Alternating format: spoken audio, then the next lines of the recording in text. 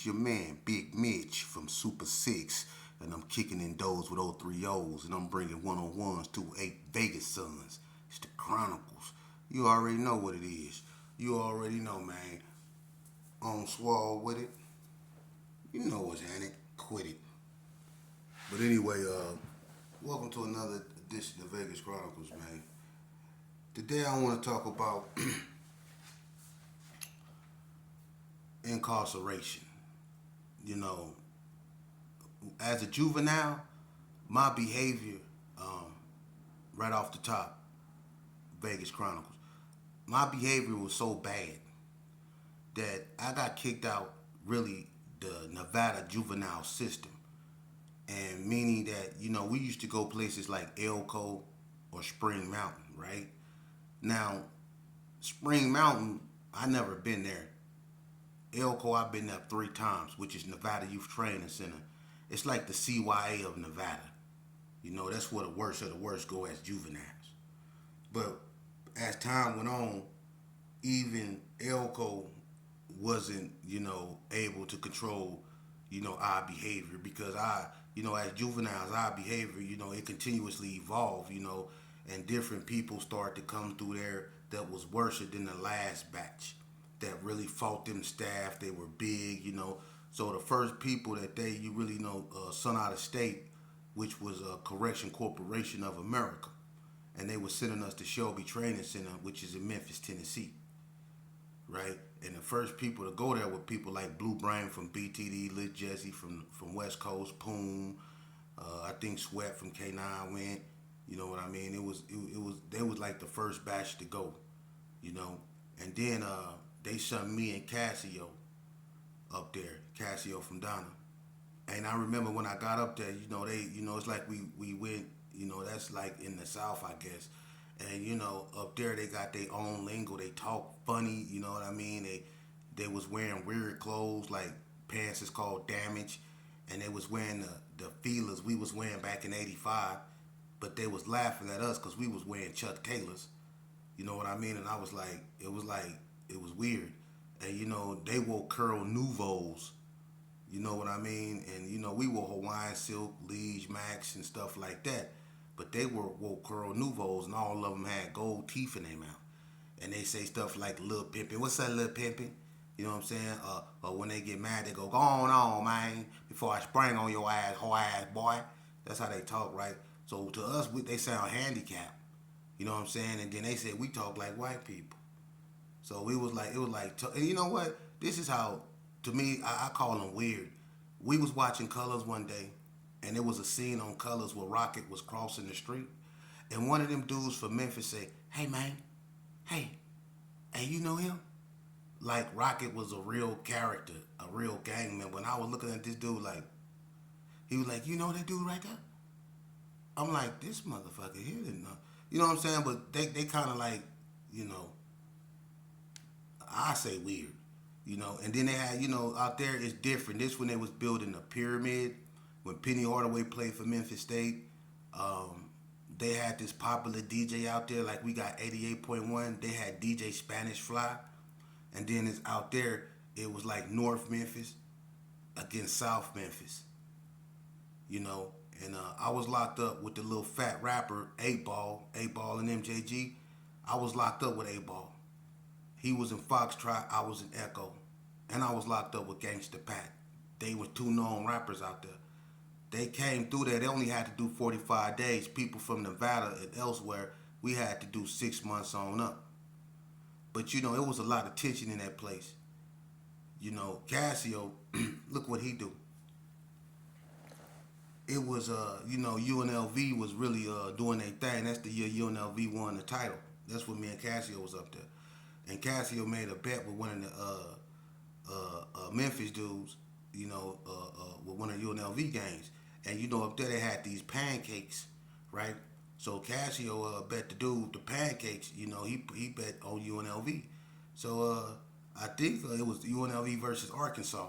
You know what I'm saying? So the next day, because UNLV smashed them. So the next day in the kitchen, we had pancakes, and they used to give us pancakes and bacon and stuff like that up there. They fed you real country up there, you know what I'm saying? So they gave us pancakes and bacon. So when Casio them sat down, dude that he bet with sat it down at the table, and I guess dude was mad that Casio won because Casio was clowning. You know what I mean? Because they was hating on Vegas. You know what I'm saying? They don't like city boys down there. You know what I'm saying? Them country boys don't like city boys. They go try you if you from the city down there. I'm letting you know that now.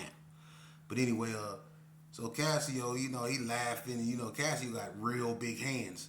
You know what I'm saying? So when dude sat down, Casio reached across that table and tried to grab dude pancakes. I guess dude wasn't feeling it, and I guess dude reneged on the bet because he took his fork, and when Casio tried to grab them pancakes, he stabbed the shit out of Casio in the hand. He said, "Yeah!" He stabbed Casio at that action. He stabbed the shit out of Casio in the head with that fork, right?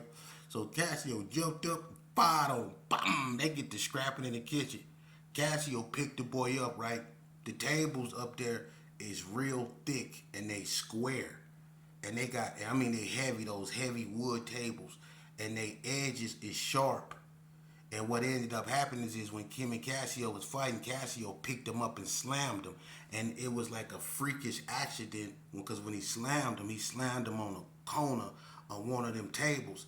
And it caused him to break his rib. And when it broke his rib, it punctured his lung. But Casio didn't know all this damage was done. He just picked him up, slammed him, dude fell ugly. Casio still mangling his ass in there, right? He beating this all over some pancakes, right? But he stabbed his shit out of Casio in the hand with that fork. So Casio was mangling them, right? So look, they break it up and stuff. Dude he ain't so okay. He ain't alright. He bleeding out the mouth and stuff like that. So they sent him to the hospital. So when they get to the hospital, they find out he bleeding internal, you know what I'm saying? His lungs, one of his ribs and punctured his lungs. So his lungs had collapsed. So now they got him on, you know what I'm saying? He is all bad. He in critical condition now.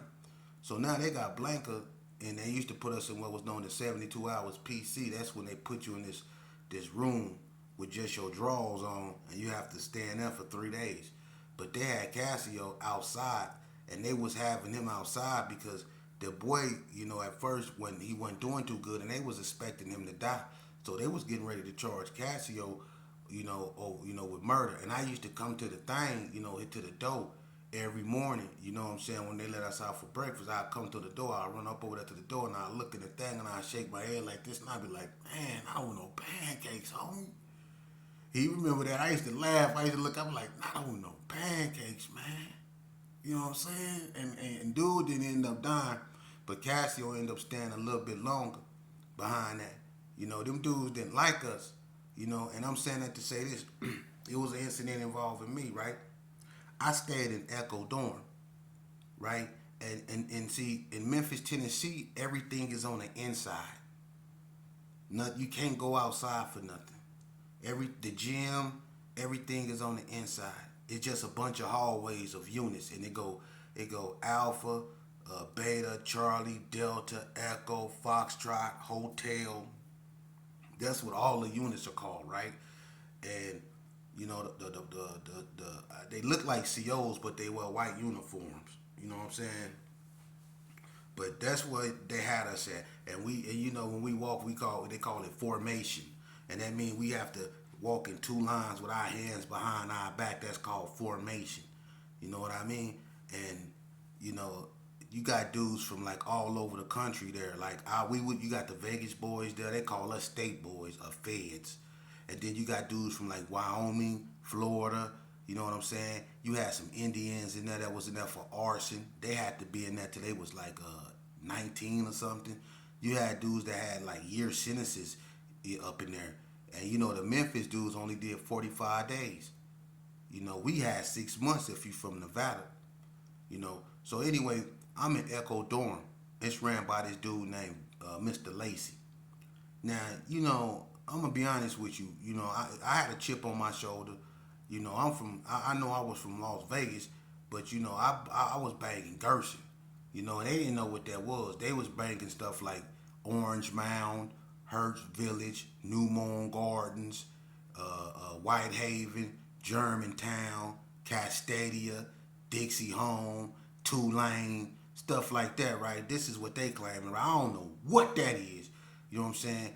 And they and the only gang out there that they talked about was something called a bone family. I don't know what the hell that was, but I was up there recruiting. You know what I mean? I was jumping, I was putting people on. I had them country dudes up there talking about, like, hey man, what that Gertz like, man? For real. We was up there, I was doing my thing. But check this out. It was this one cat up in there, man. A stocky dude, man, and he was one of them country dudes that just had, he just didn't like city boys. Everything about us, he just didn't like. You know what I mean? He just didn't like. His name was Marlon, right? And he was a nappy-headed country, stout, stocky dude. And you know what I mean? He always liked to, he was very disrespectful. He always, man, get your whole ass out of my face, old whole ass boy. Before I sprang on your ass, whole ass boy. You ain't gonna do nothing, man. Back on, man. Quit playing with me, John, before I sprang on your whole ass boy, old whole ass boy. That's how he talk, right? So, he was one of them dudes that just wasn't impressed with my gangster. He was one of them country boys. You just was glad to show him what you know. So, they used to, every day, when we come from dinner, we had to read the rules, And I guess me being from, Nevada, and I guess the way I talk, it was more clear than how they talk. Because they country, They call smoking weed smoking onion. They call a gun a tone. You know what I'm saying? And that's when they were saying get buck. Get buck. Get buck. Get buck. Get buck. You know what I'm saying? They whole lingo was just weird to us. And the way we talk was weird. But when we used to read the rules, Mr. Lacey used to make me read them. Because I sound, I guess, clearer. So every time I'm reading the rules, this dude Marlon always hissing like, oh, and I could hear him, and I know he calling me a whole ass boy. You know what I'm saying? You know what I'm saying? Every time I get up there, he hissing. You know what I'm saying? And he looking at people that didn't like Vegas dudes. So it was a crew of them that just didn't like Vegas dudes. You know what I'm saying? State boys in general, or whatever you wanted to call us, right?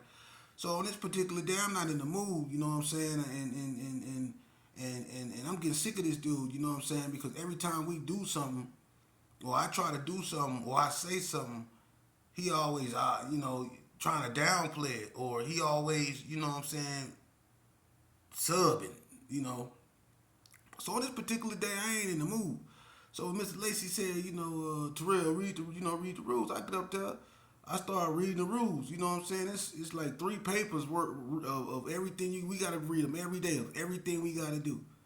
You know what I'm saying? So when I get to read them, he get to hissing and stuff. You know what I'm saying? And I was like, I stopped reading. I looked over there at him like, you got a problem or something? And he was like, you got a problem, old whole ass boy? And the way he said, you got a problem, old whole ass boy? Like, boy, I was like, and he kind of like stunned me like the way he said it, because like he was confident. He said, oh, whole ass boy? I said, I'll beat your motherfucking ass. He was like, you ain't gonna do nothing to me, old whole ass boy. You a bitch. You a bitch. I said, your mama a bitch. Now listen. It's one thing I didn't know in Memphis. You don't talk about people mama. If you say something about somebody mama in Memphis, it don't matter who you is and who they is. If you say something about one of their mamas, you got to get down. So I had to fight this cat. Because when I said his mama, even the staff was looking at me like, what's wrong with you, man? Like, I thought I was finna have to fight the whole dorm. I didn't know that, in Memphis in general, that's a part of their culture. You just don't say nothing about people, mom. That's like a no-no. Out here, we crumb on your mom in Vegas. You know what I'm saying? We crumb on each other, moms and all that. Out there, that's like holy ground. You don't say nothing about, they mama. So when I said, fuck your mama, you know what I'm saying? I called his mama a bitch. I said, F his mama or something. It was like I stole on him. Because that dude came up out that couch like a bull. And he was running toward me. He said, oh, whole ass boy, you said. And he started running toward me, man. Look, and I used to wrestle for NYTC. Man, I scooped him up and slammed him. And look, the staff ain't gonna even try to break it up because he mad I said that about his mama. So he basically was hoping that dude whooped my ass. And then Memphis dude was like, whoop that whole ass boy, whoop his whole ass boy, whoop that trick. They said that about me. I dipped him on his back, boom, slammed them all by the garbage can. The garbage can went everywhere. We scrapping, right? I'm on top of them. I'm whooping this motherfucking ass. Now they see that the fight ain't going his way. Now old boy want to try to put me in a chokehold. Mr. Lacey want to put me in a chokehold, so he put his arm around me, right? I bit the shit out his ass. I locked on Mr. Lacey, and I wouldn't let him go. And he started bamming on the back of my head with his hand. Boom, boom, let me go, man. Boom, boom, let me go, whole ass boy. He calling me a whole ass boy. Hit me, and this the staff, hit me in the back of the head. I wouldn't let go nothing, and I got this other dude on the ground. This shit getting crucial. You know what I'm saying? So he pushed the button, and I heard him push the button, and he called a 218 or whatever they used to call it. I think it was 218, and you hear the doors clicking, because everything is controlled by a bubble that's on the outside. So you heard the doors clacking, clack, clack, clack, clack, clack, clack, clack, clack, and you hear all these keys. This staff coming. You know what I'm saying? So the shift supervisors and all them run up in there, right? I got Mr. Lacey. I ain't letting him go. He bamming on the back of my head, right? And I got the other dude on the ground. You know what I'm saying? I'm trying to punch him, but Mr. Lacey, he hit me on the back of my head, so I'm trying to hit him and getting hit on the back of the head. And they both calling me whole ass boys and stuff like this here. This is how they was doing us Vegas dudes in Memphis. So when the staff come in, they rush me, right? All of them, they pile up on top of me. They get me. They put me. They bend me up, put me in shackles. You know what I'm saying? They drag me to PC, put me up in there. You know what I'm saying? And when they put me up in there, you know what I'm saying? They left me in shackles and all that, right? I'm talking bad in the mother. You know what I'm saying? Now I'm mad. I'm mad. You know what I'm saying? Out of place. I'm mad. But I'm way over here in Memphis, Tennessee. I'm in their world. You know what I mean? So, you know, the administrator, his name was Mr. Ball. He came and he talked to me. He was cool. You know, he came, he calmed me down, and he talked to me. So, I was cool. I listened to him. And he was like, you know, a older uncle. Country as hell. You know what I'm saying? But, you know, we talked, you know, and he left me up in there for 24 hours. You know what I'm saying? And I still had to go to like this disciplinary. They had to write me up and all that. So I was probably going to get 72 hours PC, you know what I'm saying, anyway, for fighting. So what they did is they sent me back to my unit. And when I went back to my unit, the boy Marlon was still up in there. And, you know, when we go up in there, you know, we both was feeling the same way. It ain't over. You know what I mean? So I ain't going to even lie. You know what I'm saying? We went to dinner that night. And when we was going to dinner that night, I was like, bitch ass nigga. You know what I'm saying? Yo, bitch ass nigga. You know what I'm saying? And he was like, shut up, old whole ass boy. I was like, that's why I put you on your back. That's why I put you on your back. He was like, you ain't do nothing, whole ass boy. That's why I put you on your back, right? So we going back and forth, right? So after dinner we come back. And now we gotta do showers, right? So I'm saying to myself, I'm gonna get this mark, right? I'm mad, right? You know, I come from Elko where we fight all the time. And, you know, I just wanted to get him to show him, you know what I'm saying? You can't whoop me. You know what I'm saying? And I wanted to show all them dudes up in there. Y'all got Vegas messed up, you know what I mean? So when we was going to showers, you know, they shower like 5 rooms at a time. And, you know, I live like 4 doors down from this cat. So, you know, sometimes I shower with him, but most times I don't. It all depends because one of the dudes that stayed in between us, he worked. So he sometimes wasn't there, you know what I mean? But on this particular day he was, so I didn't shower with them. So when they called them out to shower, I came out my room. I had on my sweats and my shoes and all that still, right? And I was acting like my stomach hurt. And I went up over there to staff, because staff stand by the shower, right? And when old boy was in the shower, he naked. Look, I go up over there by the staff, and I was talking to the staff, and he was like, man, what's wrong with you? And it was Mr. Woods, right? So he was like, what's wrong with you, man? I was telling him, man, my stomach hurt. And he was like, man, you need me to call a nurse? I'm like, yeah, not right. So he turned and he spent to get on his little, they got walkie-talkies, to get on his walkie-talkie. And when he did it, I flew past him up in the shower. And the boy Marlon was washing his hair. And I just started firing on him. He was in the naked and I was whooping him. Bing, bing, bing, bing, bing, bing, bing, bing. He started slipping and sliding, and the dude, Mr. Woods, running there. Hey, man, hold on. I was binging him up. And look, the Memphis boys ran out the shower. Look, I was in there binging them up bad. But he had soap all. I was binging them up. I put them hammers on him. I put it on them that time. When they came in there that time and got me, they wouldn't bring me back. I was gone for 3 days. They had me locked down. But I put it on it. I had him in there lumped up. I put it on him. And right then and there I started developing a reputation is that Vegas boy don't mess with me. For real. I was putting it on they motherfucking ass up in there, you know what I'm saying? And they crazy too. They say Memphis stand for making easy money, pimping hoes in style. They crazy as a motherfucker. That's what they say Memphis stand for. Making easy money, pimping hoes in style. Boy, they crazy. But anyway, that was one of my journeys, you know what I'm saying, across, and I've been there actually twice. You know, and the staff I end up getting to know, and they good people. They all about, you know, fraternities like Omega Psi Phi, Kappa, and all that. A lot of them is in the fraternities and stuff like that. That's real popular out there. Q dogs and all that old stuff. You know, so I just wanted to bring talk about that. You know what I'm saying? Somebody was locked up with me, and you know I had a homeboy came up there. I ain't no need to mention no names. You know what I'm saying? But I just want to point this out. I had a homeboy that came up there, man, and you know, I had already developed my reputation. So when he get up there, I let everybody know this is my homeboy. You know what I'm saying? And I'm telling them to chill. You know what I'm saying? You ain't, you know, you good. You know what I'm saying? And you know, I guess, you know, he just wanted to prove himself. You know what I mean? Being way over here in Memphis, you know, and being around these dudes he really don't know, and them sounding different and acting different. You know what this dude did? You know, I'm thinking he go, you know, do like me, or, you know, like we show who we was by whooping one of them out, by showing them that we went to function. This cat right here go sneak up behind one of the staff, the female staff, and grab her butt. Miss Robinson. He grabbed Miss Robinson. Look, they sent his ass to New Mexico, and he know who I'm talking about. You was with sexual assault way back then as a juvenile. You grabbed that woman by her butt. And she was trying to fight you. She was trying to stomp your ass out when they had your ass on the ground. You did it in Foxtrot Dorm. You remember that? You know who you is.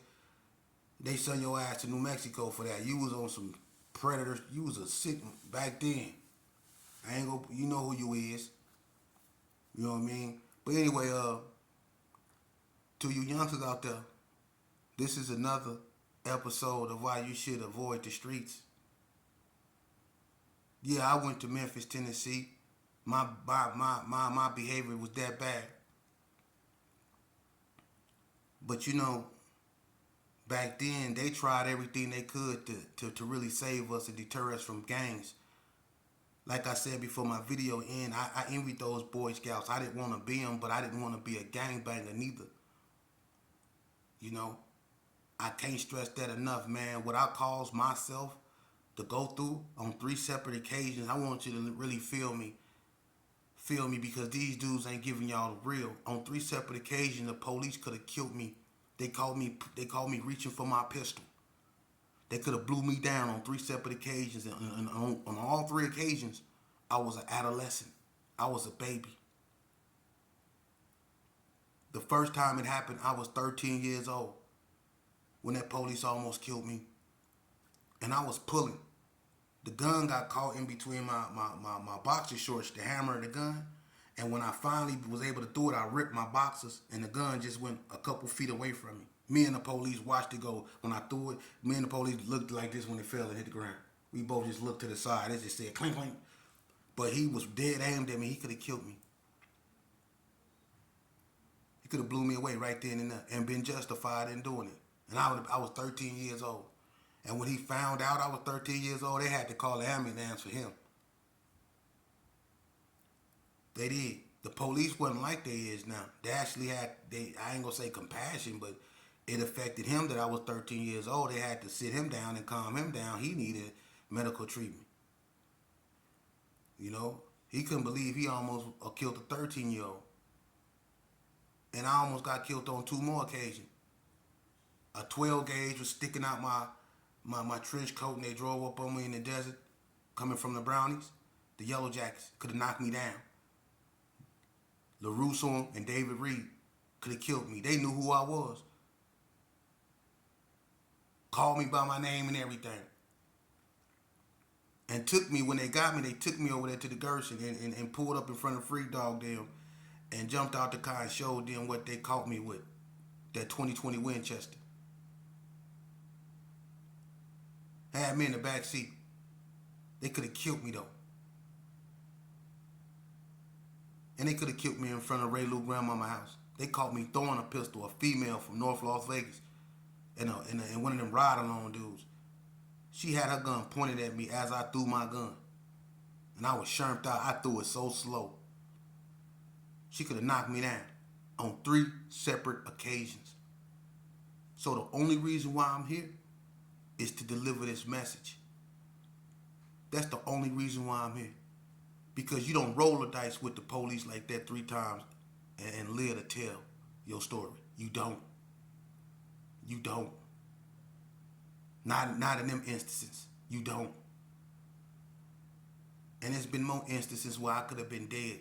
So I'm here to tell you, and a lot of y'all I'm not gonna probably be able to save, but all it takes is one. And maybe I can't save you all, but if I can get one youngster to listen to me, maybe he can save another youngster, and then maybe that youngster can save you all. All it takes is one. And like God say, he raises leaders amongst your peers. But the first thing that we have to do is accept responsibilities for what we have done to ourselves. We have to learn to forgive ourselves. We have to teach these youngsters compassion. That's clearly missing in them. Compassion and empathy. We have to teach them. That's foreign to them. They so caught up in this demon music and they got us so distracted with things that really, listen, let me explain something to you, man.